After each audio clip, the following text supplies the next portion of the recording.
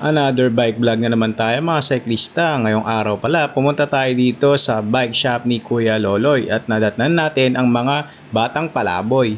Nandito tayo ngayon sa Palaboy Bike Shop. Alright!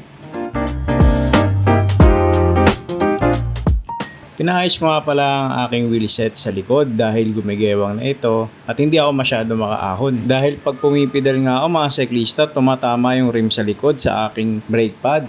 Kaya hindi na ako nag-aksaya ng panahon at lumapit na ako dito kay Kuya Loloy para ipaayos ang aking wheelset. Sabi niya naman yung harapan na wheelset ko ay okay naman at kaya itong hulihan ang kanyang in-align. At pagkatapos niya may align ay binalik niya na ang gulong at hinanginan niya na nga ang gulong ng aking bisikleta. And after that, inayos niya na sa aking bike. At hindi lang yan mga cyclista, inalign ni Kuya Loloy ang aking bisikleta. Kung baga tinono-tono niya ang aking bisikleta para maganda daw ang pagpadyak.